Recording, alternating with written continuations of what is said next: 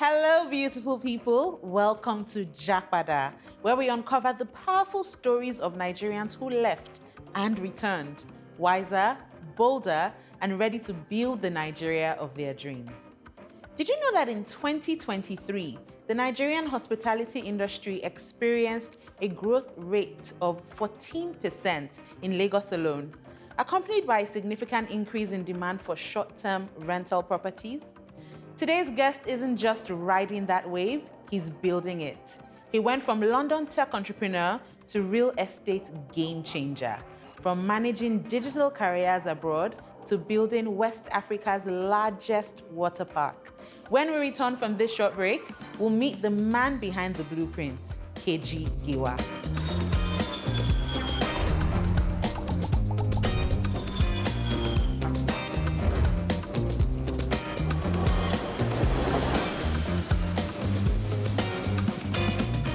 Welcome back. Keji, it's so great to see you. Thanks for having me. Thank you for coming. Yeah. Thank you for coming. Honestly, you are the go-to idea guy. That's what you call yourself, right? Yeah, I think so, yes. You think so? And just one scroll through your Instagram page and the energy is undeniable. Well, not chaos. No, I think I call it controlled chaos, right? Because chaos is not always such a bad thing if you're in control of the chaos. Yes. And it's productive chaos. And I think that's your brand of chaos. Productive, on purpose. I love that. Productive on purpose chaos. Yeah. So can you tell me a little bit about yourself, your family background, educational background? Okay, so Keji Giwa is my name. Marani Keji Abedin Tokunbo Giwa, full name. And I was born into the highly respectable Giwa family, not related to Dele Giwa. My dad, Morayo Giwa, my mom, Osumola Giwa. A lot of people don't know, my dad is the inventor of 3 Crowns Peak Milk. Ooh. Yes, so he was a production manager at Wamco. Your dad was in many Yeah, Nigerian he was homes. a genius. Yes, he was Amazing. a genius. He's not even supposed to be here. My grandma was apparently 60 years old when she found out she was having him. So he's like a miracle child. He didn't even know. Oh, wow. Yeah, so it's absolutely, but that's another story for another day.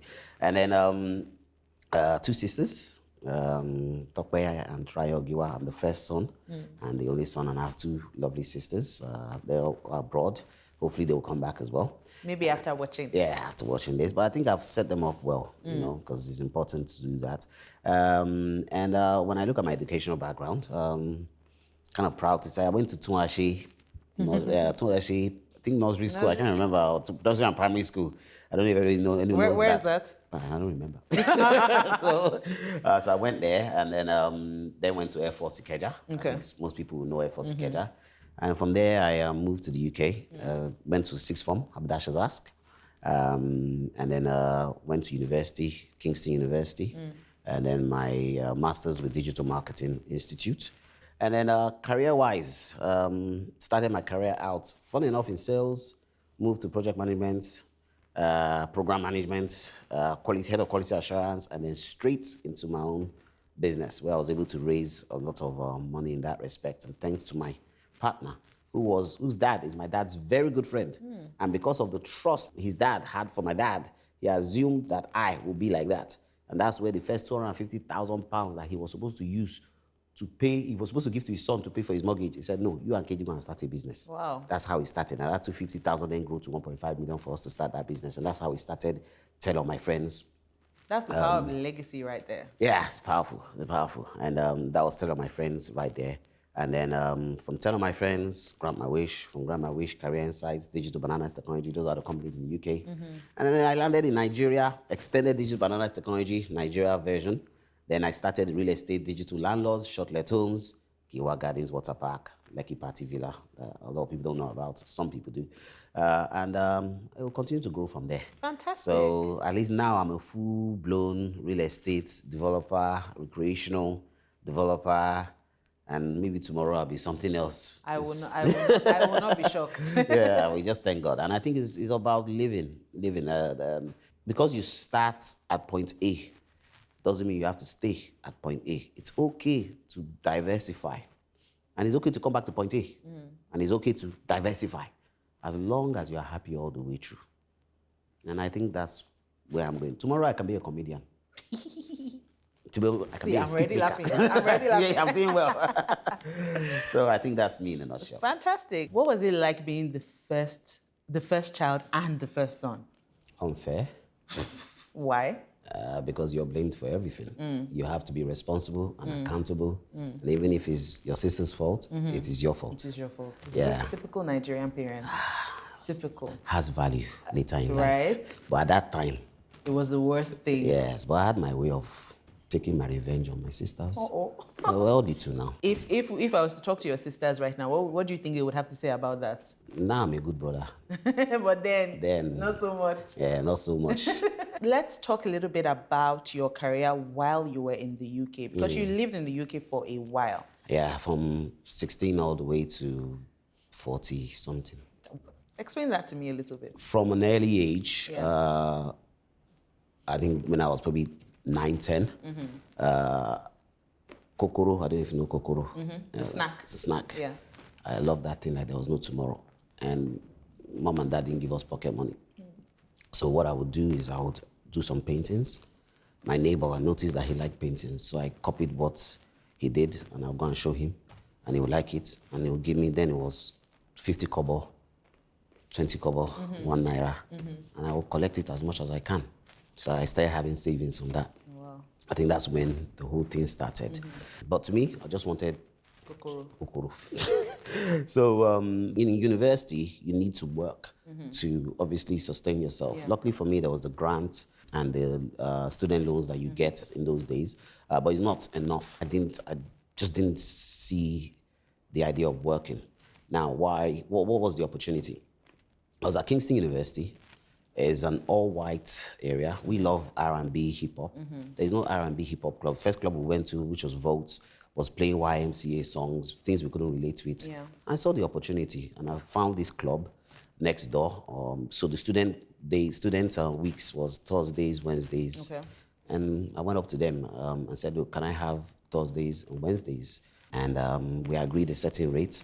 And I contacted all my friends, made sure all my friends could get in, made it free for all the ladies. And then anybody that is not my friend or is a lady pays then £5, you know. And obviously what drives the guys to the club, Yeah. the lovely ladies. So, and that's how I started. Every week, I survived the entire university through the nightclubs and stuff like that. By the time I finished university, I couldn't get a job as a computer scientist. So I still have to eat, right? You know, you have to know what you're talented at. I'm pretty good at writing, persuading. So what I did was, a lot of my friends would come and meet me and say, "Oh, I have this job interview," because they were applying for graduate jobs, they were getting it. I can't pass an aptitude test. I still can't pass one till today. Yeah? I used to think I was stupid because it doesn't make sense how they pass it and I can't. But I understand that is the culture and the way they were taught because they were born and bred in the UK. I did secondary school in Nigeria, went to UK, so I didn't really catch on to that. Yeah. Also, the way my brain is wired, I just don't understand it. So I couldn't get a graduate job. That one is hands up right now. Everybody knows that. So while they're applying for these jobs, they're coming, bringing their CVs over to me. Keji, can you have a look at my CV? And I'll do it for them. And they will get a job. And they will tell somebody, "Oh, let Keji do your CV." We'll get a job. Only I'm thinking, hold on a second, these things, what's going on? They're getting a job. I'm doing it for them. I'm not getting the job. So one day I just went online and I said, you know what if I turn this CV thing into a business? I just went online and said, successfully tried and tested CVs and cover letters because I'm only doing it for graduates. What about senior roles? I just saw this website in the US. They call it Resume in the US. They were selling successfully tried and tested resumes. Downloaded the whole thing, tailored it to UK CVs. Then there was a website called CV Library where you go and upload your CV and you can also message people on there. I just went on there and identified all the directors, blah, blah, blah, and messaged them, "I can do your professional CV, blah, blah, blah, blah, blah." And I was charging £75 per CV and I was doing 10 CVs a day and I was raking the money in 750K, 10 750 CVs a day? Yeah, £750 a day. A day. And then I was just blasting the email. Now, the CV library company now realized that somebody has been using our database. They now messaged me and said, "Hold up a second, you've been using our database, but you've not been paying for it. So we're going to charge you for it." That was my first lesson at knowing the value of something and not being penny wise, pound foolish. So I said, no, I'm not going to pay for it. You know, it was free. Why should I pay for it? I'm making money from it. They're asking me to pay for it. I said, no, they just disabled the thing. My £750 a day disappeared. So what did I do? I took these CVs. Then it was CDs that we were using. Yeah. I downloaded it to the CD. Yeah. I went and designed it, put 20 success rate and tested CVs. Then in those days, we have off licenses and petrol stations. And I went to the petrol station. I said, listen, this thing is £20. You keep £10, I keep £10. Sell it. And they put it at the kiosk. And they were selling it. I cashed out. You've always had an entrepreneur's mind. Yes. and so that was how the whole thing started. And then luckily for me, I came up with a concept called KIT solutions because I felt I studied computer science. Let me at least do something. Use it. So my friend who stayed with me, he's a coder. I helped him write his documentation. He helped me write my code. So that way, rub my back. I had an idea, IT solutions, documentations, library for IT solutions. And I copied the idea from the US. Someone was doing very well in it. I said, we don't have that in the UK, let's do that. So I created the whole thing, built it, and stuff. And then I remember, I'll never forget the day I went to the bank. The bank said, we've been seeing a certain amount of money going into your account. Do you have a job? I said, no, I'm running a business. I said, why don't you apply for a business loan? I said, okay. So that's how they gave me £30,000. I'll never forget that day. They came to my room, sat down with me, and we signed the document. I got £30,000 towards the business. And how old were you at this time? 22, 23. Wow. So at this point, I carried the money, pump it into KIT Solutions, build the whole thing. At that point, I didn't know that it's one thing to build something, it's another thing to market it. £30,000 don't finish. I've paid the developers. Time to market it. No money to market. No money to pay back loan. Debt. You don't want to have a CCJ in the UK, County Court Judgment. You don't want to be blacklisted. You don't want to be default. I couldn't pay anything. So I got a CCJ, got blacklisted, no credit card. You couldn't even have a current account. And I went through 2022 till 38, 39 before that thing was removed, which means my career is flat over. Oh, wow. So while my friends were able to get a mortgage, buy a house because of good credit, I'm still staying in council flats.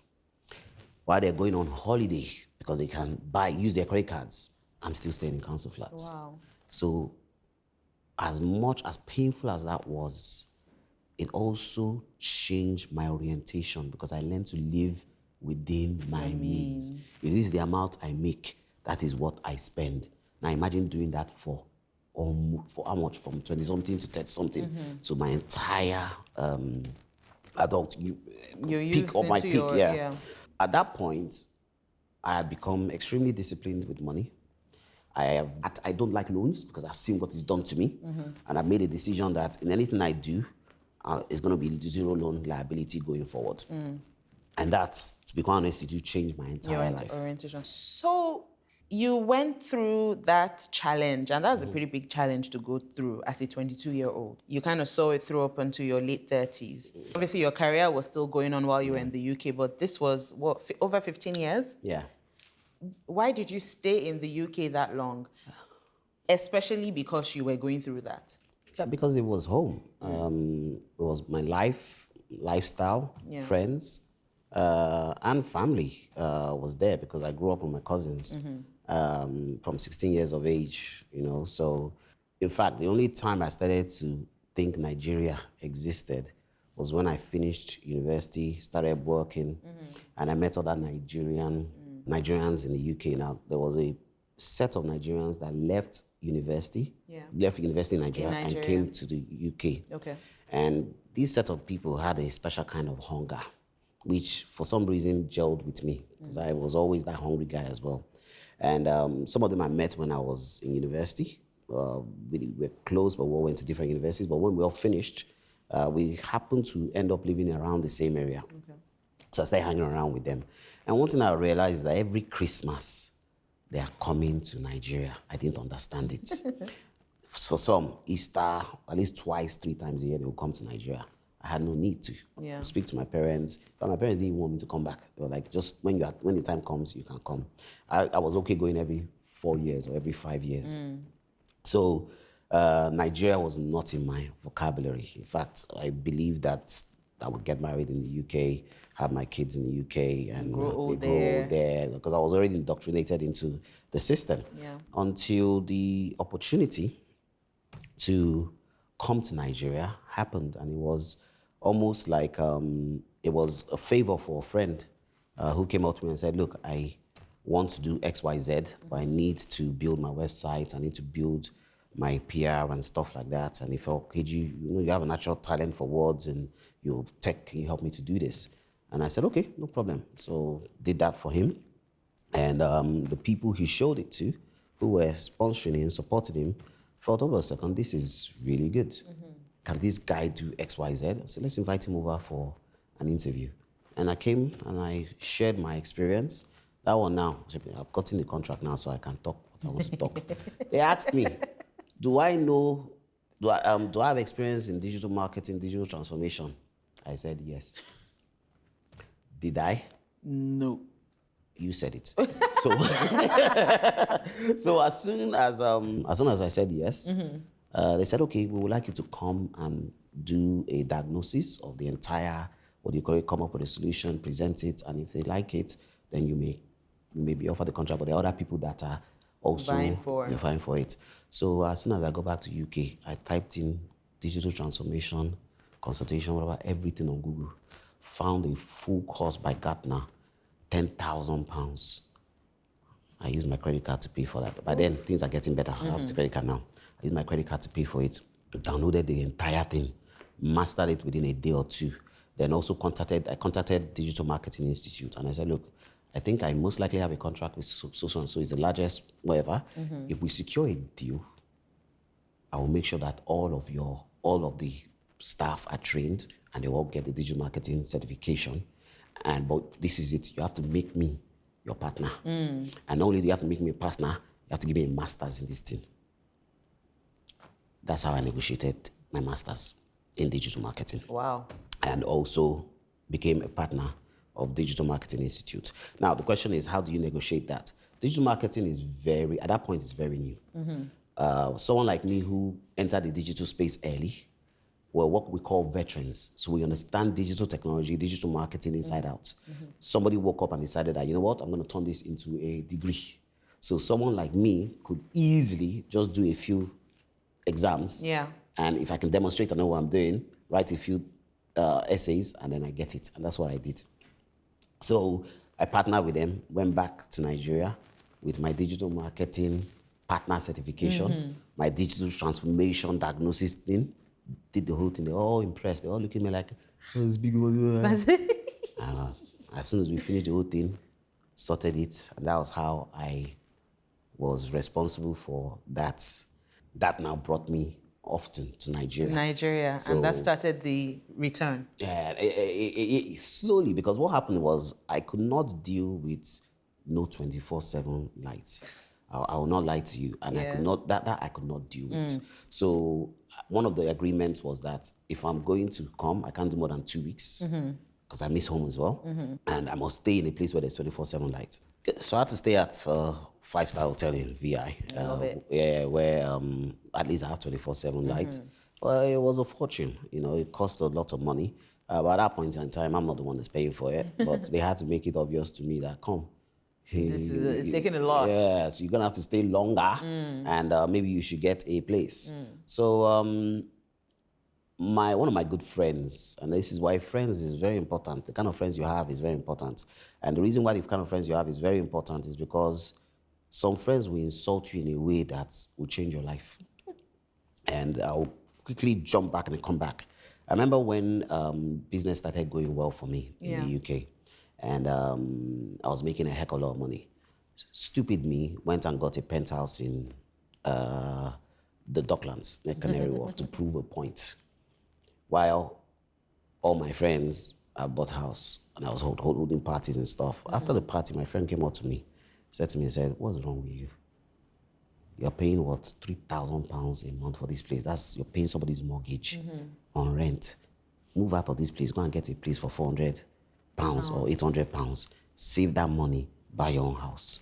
That advice changed my life because the way he spoke to me was not right. Shout out to that friend. Huge blessing. Now, another one of my friends, all in the same circle, calls me up and says, Keji, what are you doing? You're in Nigeria, going back and forth. I've bought house. What are you? You're staying in hotel. Are you okay? So by the time your contract is done, you won't have bought a house. I was like, what do you mean? He said, look, if it's just 10 million naira deposit, put it down. Within a year, you may pay for it. So, okay, introduce me to the guy. And that's how I was introduced. And I dropped the first 10 million.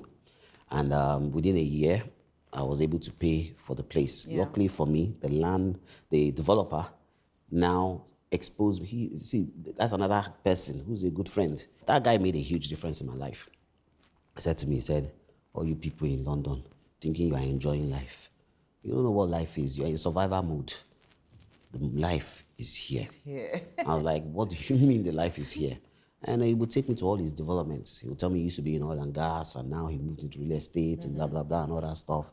And I'll be looking at him and thinking, bro, I'm a tech guy. Why are you showing me all this? Yeah. You know? And he said, because when I look at you, I see influence, I see a future. In the future, you may be able to know people that will bring me customers. So let's work together. I couldn't relate to it. He called me one day. He said, why are you staying in the hotel? Why do you come and stay in one of my clients' properties? It's available for ShortLet. And so that was my first experience in ShortLet.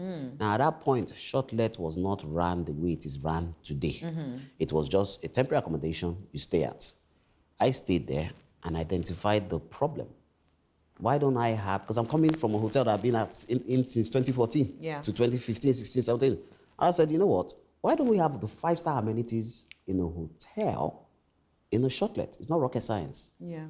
That's how, as soon as my property was ready, my contract ended. And you were able to just, do you know what? I'm gonna stop you right there. Yeah. So I want us to just take a quick breather. Okay. And we'll get back into that. I'm very eager to hear the ShortLet story.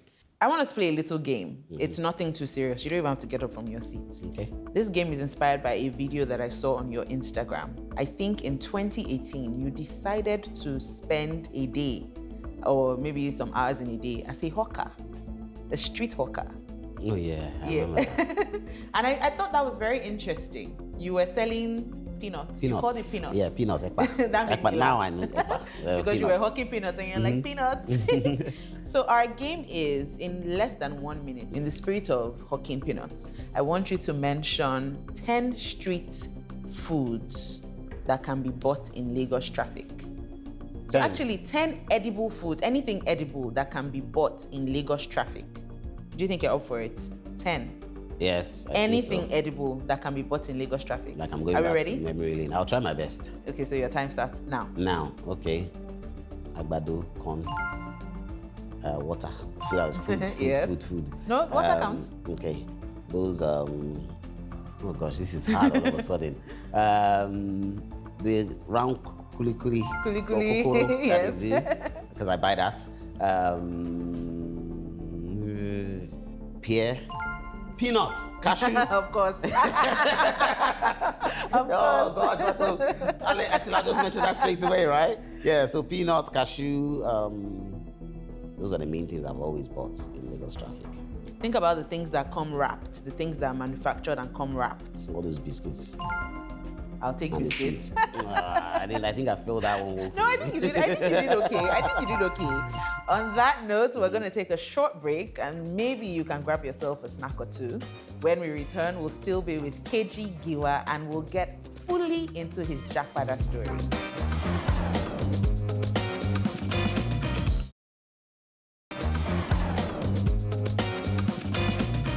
Welcome back to Japada. I'm still here with Mr. Keji Giwa, a serial entrepreneur, rebel, and a non-conformist. Why do you call yourself a rebel? Where?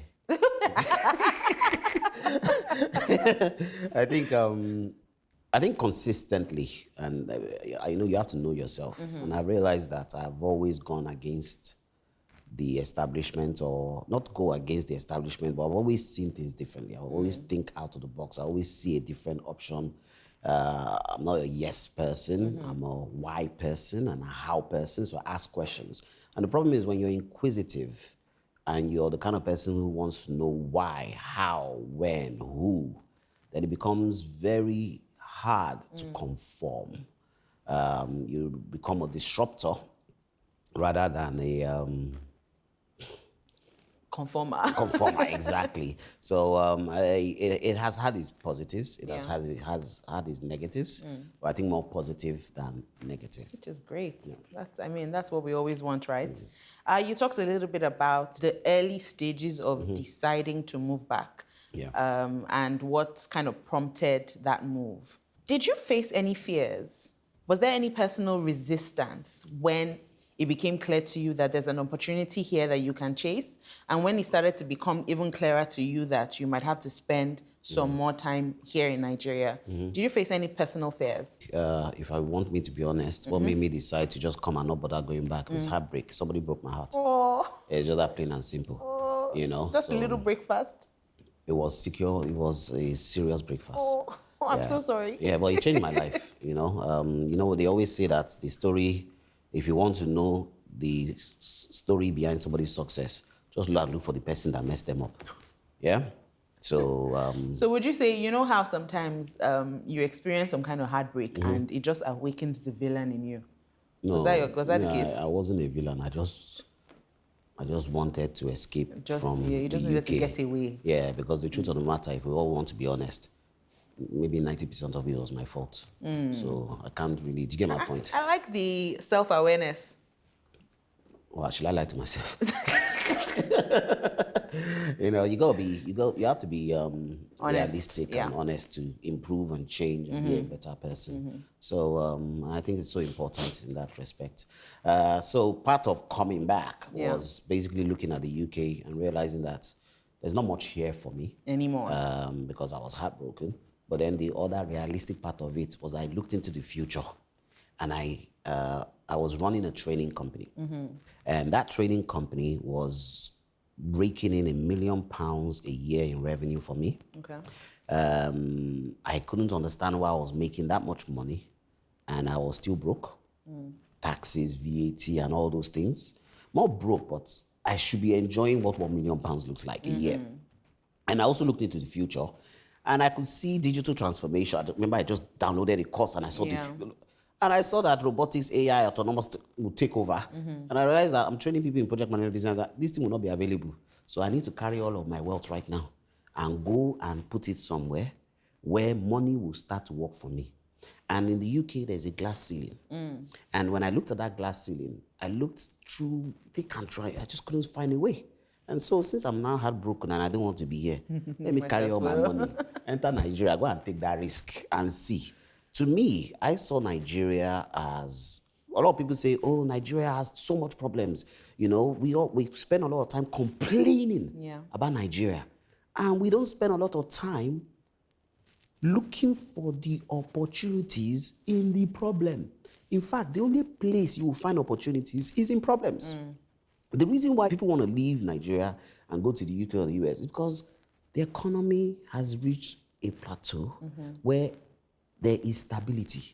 But with that stability comes limited opportunities because there's a glass ceiling.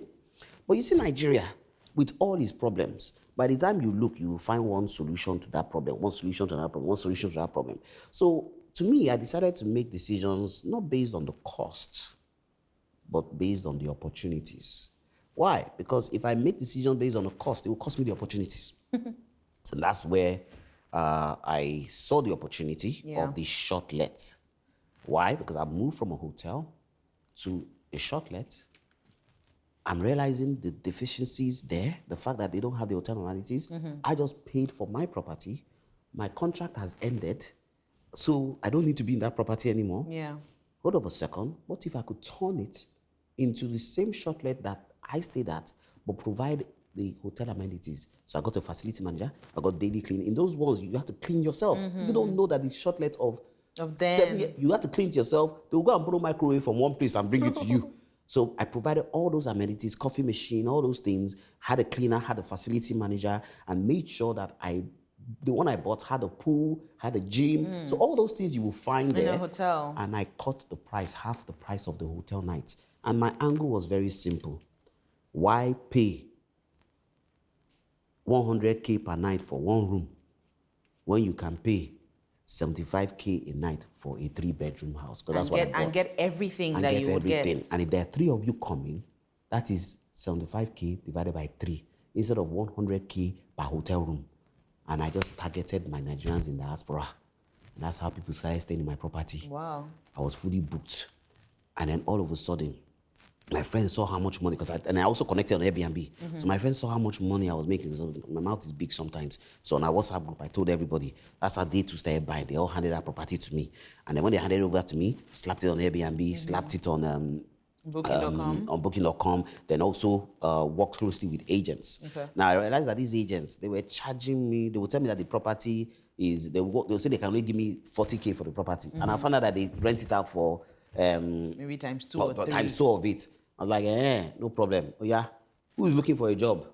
I hired people and trained them to go out there. So I then created, I'm going to tell my secret right now. Let me find a way to cover it up. Basically, I found a way to attract the people looking for ShortLet at the point of need. And then made sure that there was a rapid response team to respond immediately. So you basically cut out that middleman. And that's how I basically ended up with the company shortlethomes.net. Fantastic. And then created the online platform and then made sure now having traffic from Booking.com, optimized on Google, having from search, on Airbnb, and then I had a team. And I realized that in Nigeria, people are looking for ShortLet. And that's when I now capitalized on that. And then before you know it, we went from 2 properties to 5 properties to 100 properties. Wow. And that's how ShortLet Homes was born. Yeah. So we've talked a little bit about your fears, or lack of, I would say, because you didn't even have room to feel fears. You were dealing with heartbreak. So I am afraid. And let me be honest with you. I am afraid. I think the key thing for me is accepting the fear and saying what's the worst that can happen. Because a lot of people will not do something because of the fear factor. Me, I would experience that fear. Look at the worst that will happen. And if I'm not going to die from it, then I'm going to do it. Then you're going to do it, What's right? the worst that can happen? Love that. The worst that can happen is I die. I'm not dead. And as long as you don't die, then... See, that's another thing as well. Nobody's guaranteed old age. So why are you trying so hard to avoid something you have zero control over? Just live your life. I love that. I absolutely love that. So there's something we like to do. We call it our Japada checklist. Okay. Now, there's some people that are watching and they are at that crossroad that you found yourself at years ago when it became evident that it's time to come back. If you were to create a checklist for such a person, maybe a checklist including about 5 to 10 items, what would you say they absolutely had to consider? So it can be anything they need to consider, or anything they need to bring, or anything they absolutely should leave behind. What would your checklist be made up of? So I don't know if I can do 10, but I can identify based on experience. Okay. From also the experience of other people. Because on my way, when I was coming, I met some people that were going and they were not coming back because they had lost a lot of money. And I'd experienced that. So that's another big fear. Yeah. A lot of people do lose out. So from my experience, I think the first and foremost important thing is have a backup plan. Come with your backup plan. Yeah, don't go to cold turkey. You know, don't do that. Okay. It's too risky, you know, and why? It's very important to be openly honest when you're making that kind of a decision. Yeah. 2, take small but secure steps. Come, put your toe in the water, feel it. Come Before out. you dip your hoe. Yeah, come back. Yeah. Take time to understand what's working, what is not. Okay. Identify the problem. Go to an environment and experience the problem to the core, to the point that you want a solution so badly that you are willing to pay for it. This is so important. You must experience the problem so badly that you find a solution that even you, if somebody charges you for that solution, you will pay for it. Because that's where the market is. Now, once you've identified that, then you leverage. You can't go cold turkey. You have to make sure that you make a sacrifice. You have to reduce how much you are going to make. That's what I did.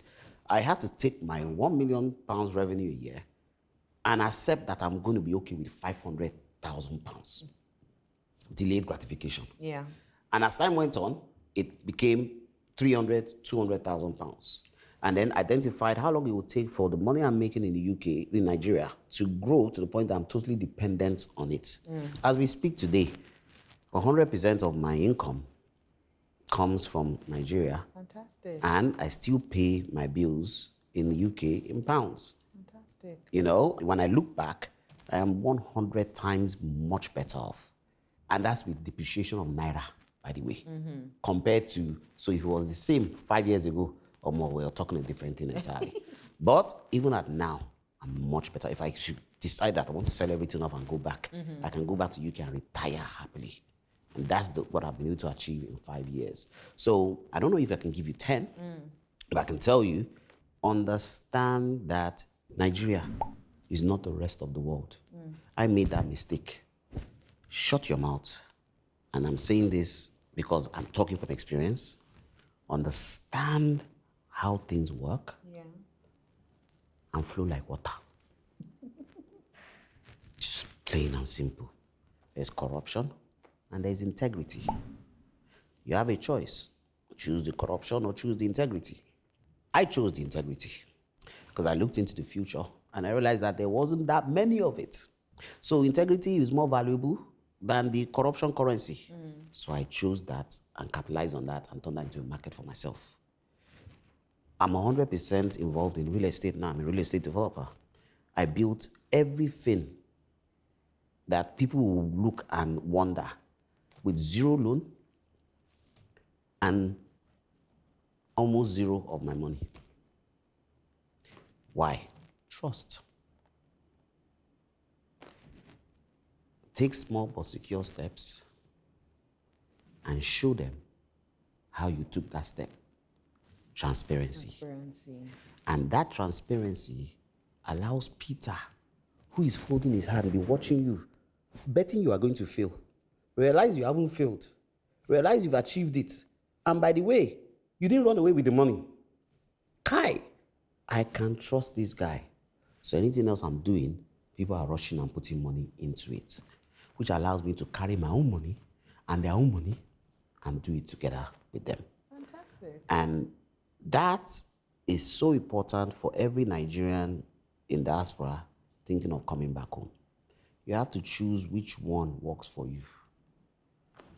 But you also must understand the system.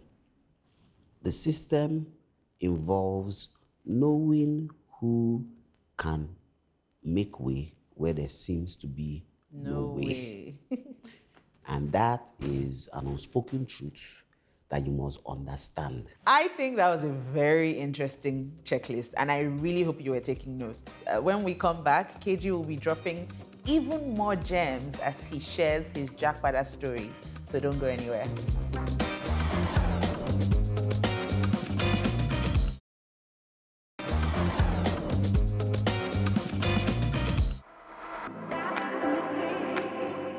Hi everyone, my name's Keji Giwa. Here we are at Lekki Party Villa.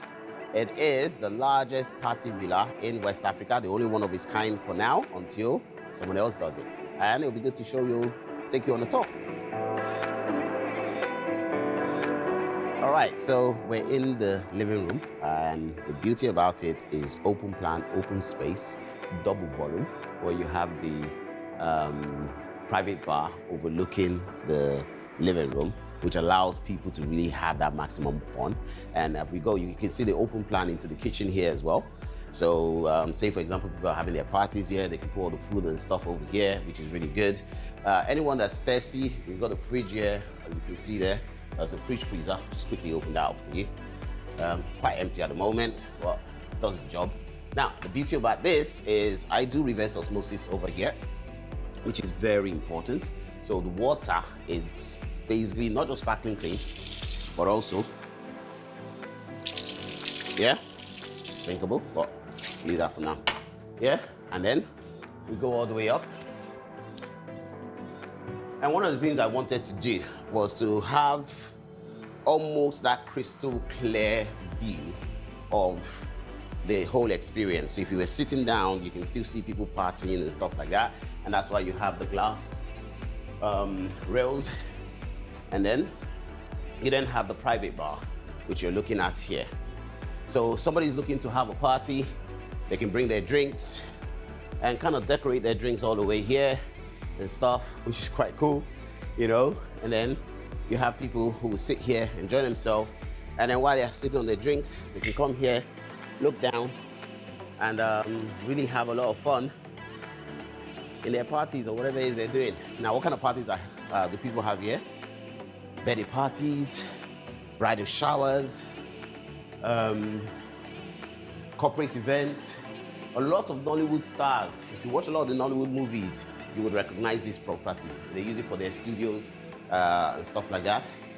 And then we're now coming to the rooftop lounge, which is one of my favorites. Why? Because not only can we have a lot of fun here with the jacuzzi and a whole sitting area out here, we can also decide to relax right here.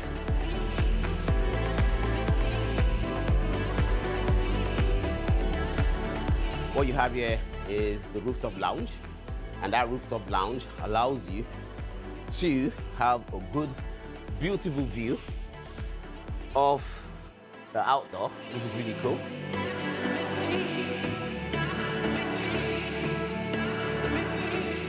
The beauty about it, and we can actually step out and look at the rooftop lounge as well, which is really cool.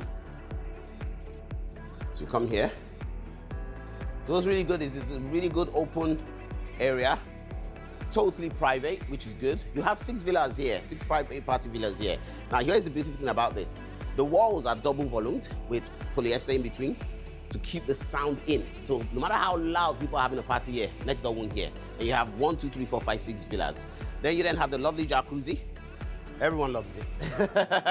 So along with the pool downstairs, you have the jacuzzi here. Then you have the sitting outdoor area here as well, which is fun. And then that opens in to the lounge. And then if you stand here and look down, you can see the rest of your friends having their parties here, which is really cool as well. So what we have is purpose-built private villas, private party villas that can take up to 50 people. So at any point in time, we could have 50 times 6, 300 people here having the craziest party ever, and the entire neighborhood will not be bothered. Why? Completely soundproof, and each one is private, which is really cool. And we built it from scratch. It was purpose-built, well-planned. You saw the car park earlier, so there's a car park for people to have their parties, so nobody needs to destroy anybody. So that corporate social responsibility matters as well, making sure that whatever you're doing is not affecting the businesses of everybody else outside. So, welcome to Lekki Party Villa.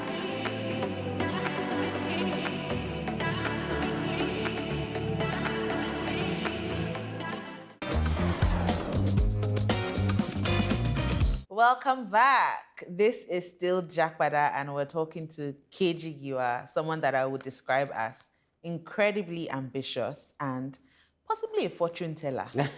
Possibly. Keji, let's talk a bit about, I mean, I don't know if I'd be wrong to describe this as one of the ambitious projects you've ever undertaken, Giwa Gardens.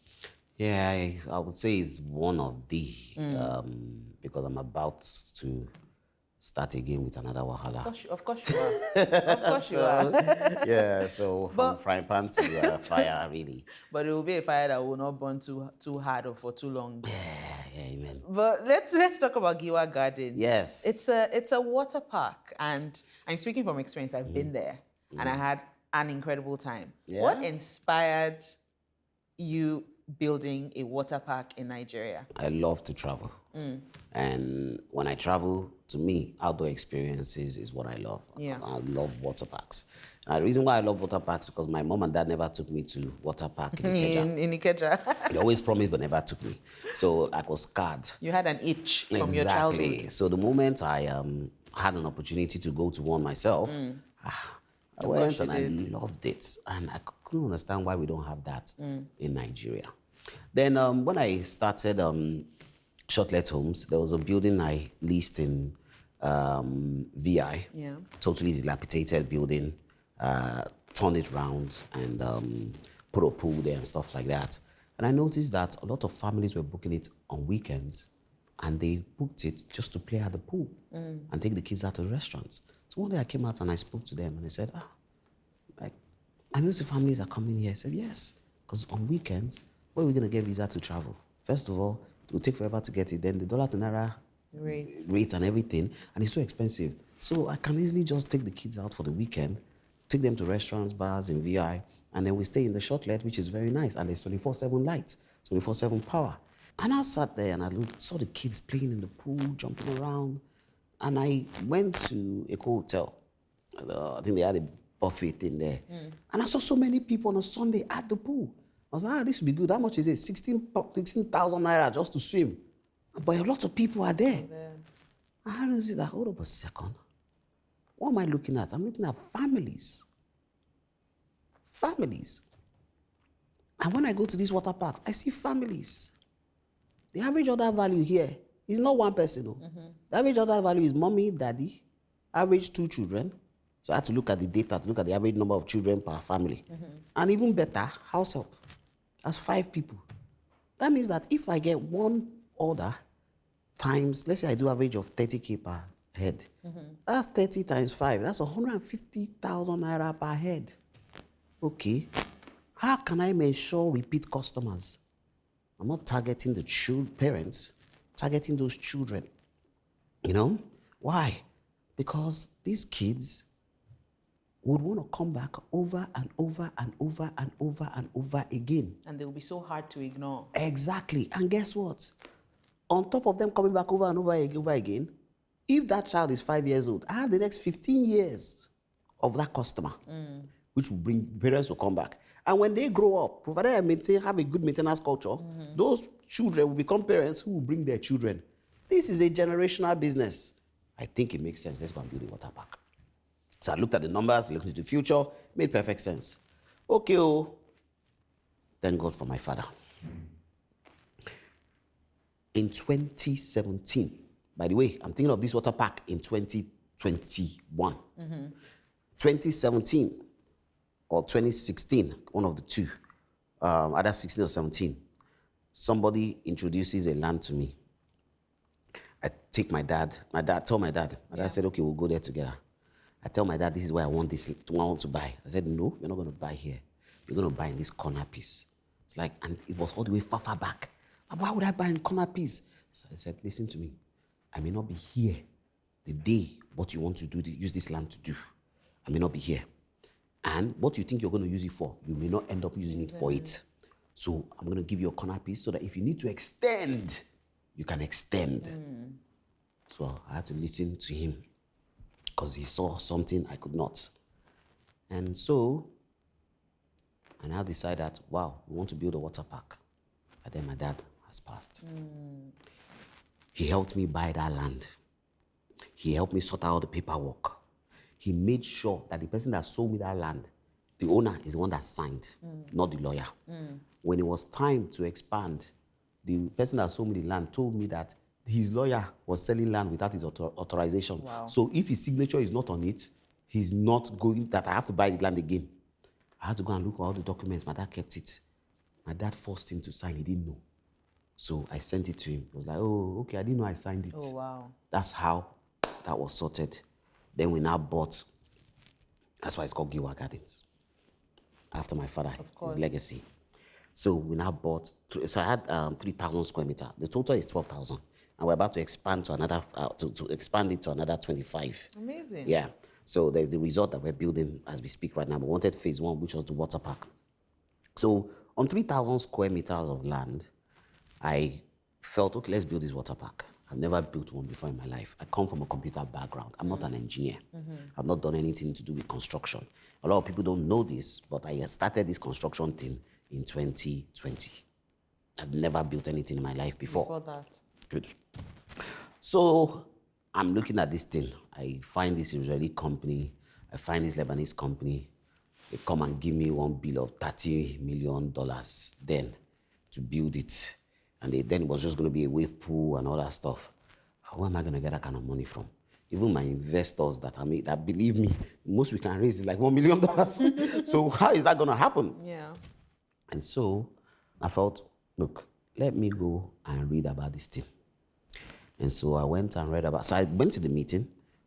Always listen to what isn't being said, not what they are saying. My project manager, who also came from the UK, she told me after we completed the project that 2 months into it, after we had wasted 400 million, we wasted about almost 1.6 billion naira first, that we know that money is gone because people messed up. She thought that after the first 400 million wastage, that maybe Keji will give up.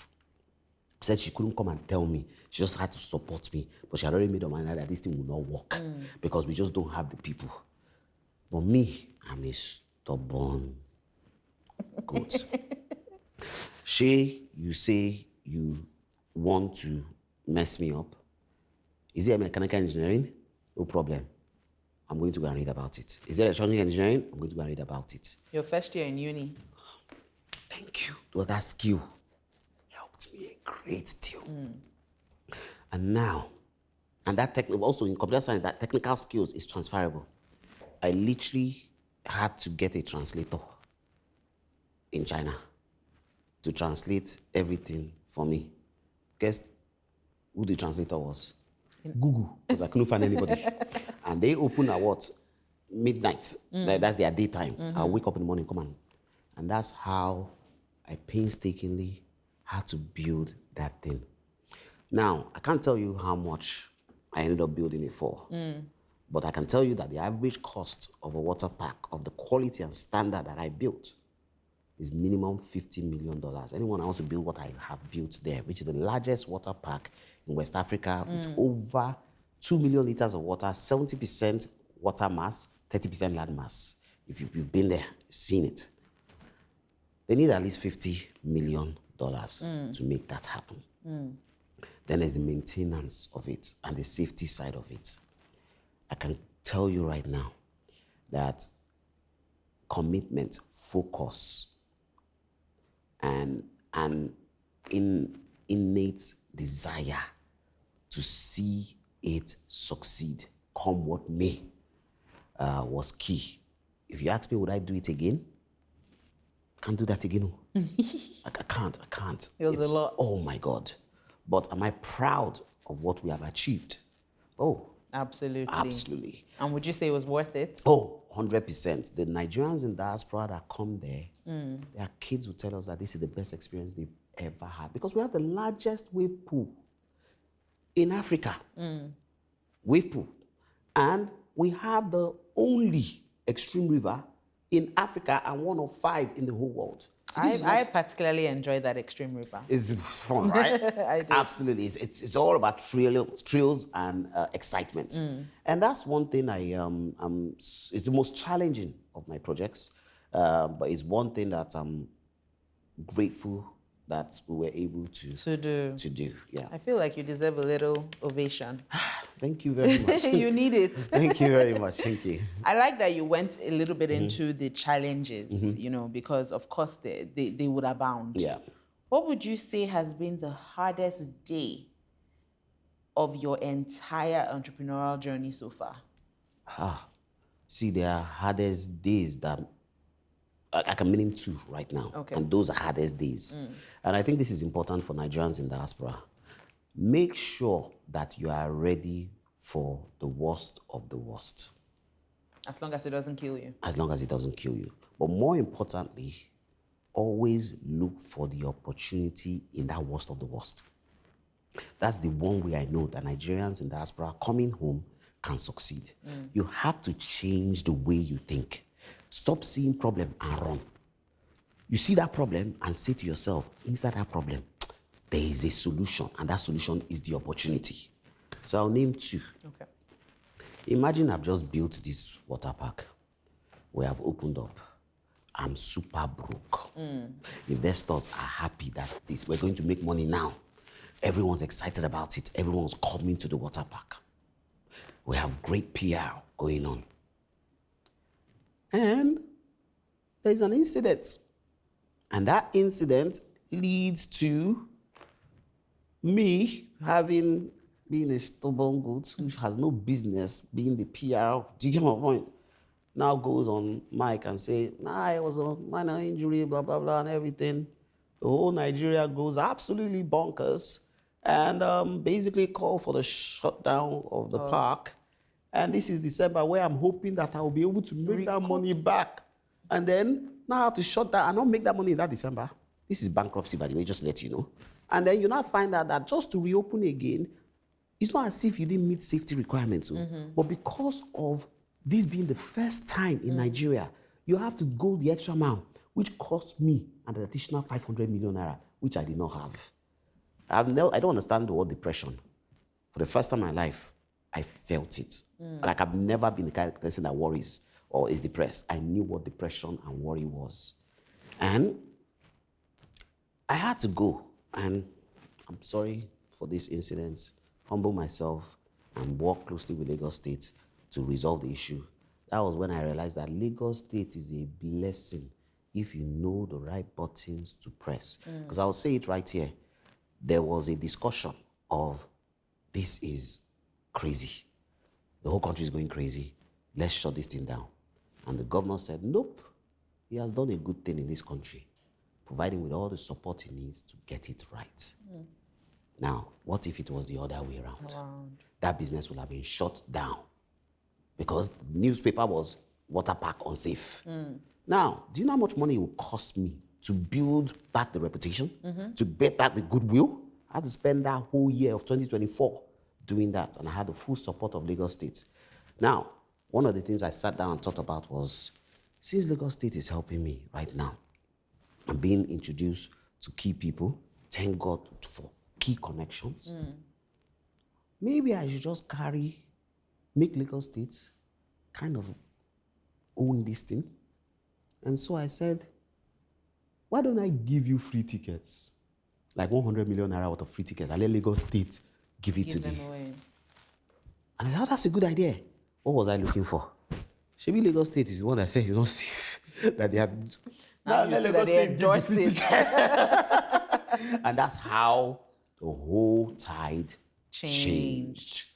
And there you were, over 140,000 people last December. We couldn't accommodate these people. 440,000 tickets given out. 75,000 people showed up. I could only accommodate 37,000. And that now created new opportunities for us. Now we open twice now, morning and afternoon. Wow. Last year was all day. Now we can accommodate 4,000 a day because of that. And go full throttle on your expansion as well. On the expansion as well. And that is one, if you look at that most difficult period, I was ready to pack my bag and come back to the UK. Honestly, it was that bad because I have no money. Yeah. Now the question is, how did I raise that money? Where there is problem, you must identify the solution. So what did I do? It's pretty simple. I just sold tickets as resellers. So I allow people to resell the tickets. And that way they can set the rates, right? They set the rates, I get the cash up front. And I sold about 400 million naira worth of that. That's a cushion. I think I did like 100 different ingenious things that brought money in. Still, by the way, no bank loan. So you've got to find the solution in the problem. Now, the last one, which is the most recent one, that has literally changed my life as we speak right now. We bought a land in Blue Water Okunde zone to build 21 stories, 96 units. And it was ocean, private beach, right next on the landmark route. You'll hear the story now. Now, you will notice that a lot of Nigerians in the diaspora have seen that landmark issue as a reason not to come back. I also had that problem. In fact, my own problem started before their own. We have done the shoreline protection. We think everything is okay. We want to start building. We just woke up one day and the ocean, the rain, there was just one big, Eroded. like a tsunami thing, and just destroyed everything. Uh-oh. And 80% of the land was Gone. I'm now folding my hand like this. I've collected almost, 3 billion naira from people on their units. We spent most of that money and we can't build again. What's that? And by the way, the water park issue has happened. So that double whammy happened at the same time. And so what did I do? I went to the investors and I said, before you take me to court, allow me to go and do some research. Understand what's going on here. Because what caused this thing?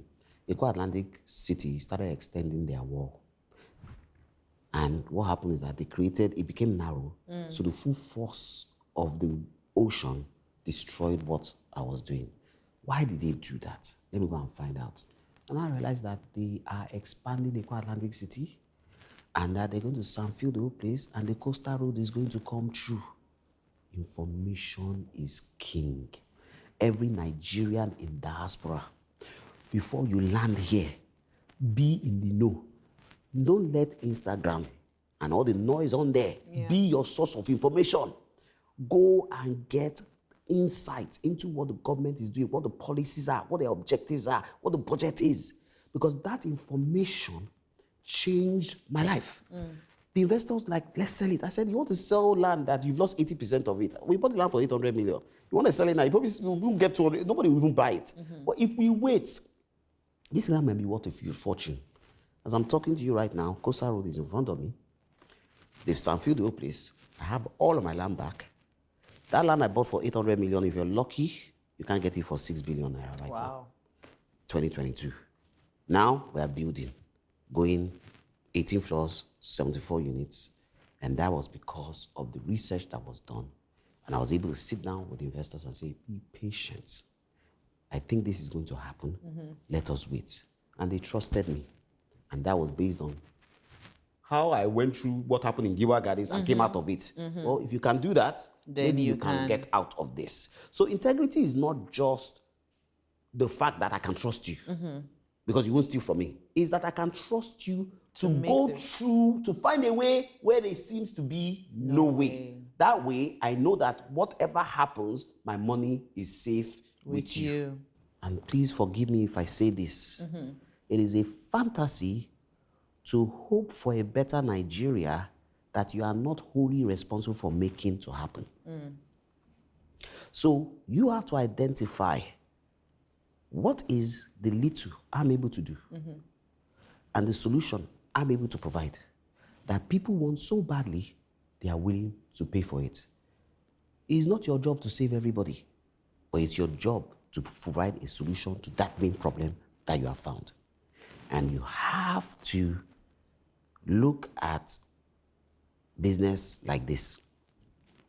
One hand is not as strong as two hands. But guess what? They are divided. But when they are like this, oh my goodness, you are connected and you are stronger. So you are stronger together. So my advice to every Nigerian in the diaspora, if you're coming here, have a relationship with the government of the state you are in, understand what the agenda is, understand the overarching agenda of federal, understand how you can capitalize on it, and more importantly, make sure that you are realistic with yourself. Make room for mistakes. Make room for disaster. Operate on a zero loan approach. Focus on assets, 70% asset that generates revenue, so revenue generating assets, and 30% cash flow, zero loan. Why? Because you don't know what will happen. But if you have the asset is growing, and make that asset generate revenue. And as that asset is generating revenue, when that 30% does not bring anything, you have the asset that's already bringing money. So you live, and then you live within your means. Delayed gratification. See everything you see online. This person has just bought a new car. This one has done this one has done that. I can do the same. But I look at a 400 million naira car, and I look at a 400 million naira property, and I look at how much that property will give me in rental income, high yield rental income, and I look at the depreciation, and wickedness in petrol. And do you get my point? That one will give me. And I make a decision very quickly. You know, so there's that need for delayed gratification. You have not arrived until you have arrived. I love that. Absolutely love that. Are you sure we shouldn't rename this episode Masterclass? It's Japada. I like Japada. You've honestly dropped so many gems, and it's been so thrilling to get. I know that there's probably so much more to say and so much more to share about your story, but everything you've shared today has been a thrilling experience, honestly. Thank you so much. I want you to describe your Nigerian dream as quickly as you can. When you close your eyes and you allow yourself go to the best possible place in your mind, what Nigeria do you see? Am I meant to close my eyes? You can close your eyes too if it help you. That's a question that puts me on the spot. But the Nigeria I see is a self-sufficient, enabled by willing parties who have a stake in the success of the country. Now, this probably sounds funny, but in a nutshell, if we were to achieve this, then it's a Nigeria that is an enabling environment for everyone with a dream, and that dream can come to reality where people can live out their expectations that they dream of abroad in Nigeria here and do 100 times better with the best healthcare, with the best infrastructure, with 24/7 lights, and with huge opportunities for not just us, but our children and our children's children. Apparently, approximately 50 million Nigerians in diaspora that have access to foreign currency because they collect that foreign currency as salaries. If each person was to decide that they want to bring 50 million Nigerians decide that I want to bring 1,000 pounds a year into Nigeria and we want to create something amazing. As we speak already, the amount of money remitted to Nigeria from diaspora exceeds, apparently, our oil revenue. So what happens when we're intentional about it? 30% of that money already goes into real estate. What happens when we're intentional about it? So I think it's an accountability of not just us at home, but us in diaspora to say Nigeria is our own, and the vision of Nigeria has to be a unified one, has to be a unified front, and has to be a shared dream, a shared vision. The Nigeria you described is one that I hope we see as quickly as possible. Hopefully. And is one that I think we're on our way towards. Okay, right? I hope so. I hope so. I hope so. Thank you so much, Keji. It's been an absolute pleasure. Pleasure's mine. To everyone out there, may Keji's story be your spark. Whether you're abroad or right here, remember, the Nigerian dream is still being written, and people like Keji are the ones holding the pen, etching their names into history. Let that be food for thought. I'm Mimi Onalaja, and this has been Japada. We'll see you next time.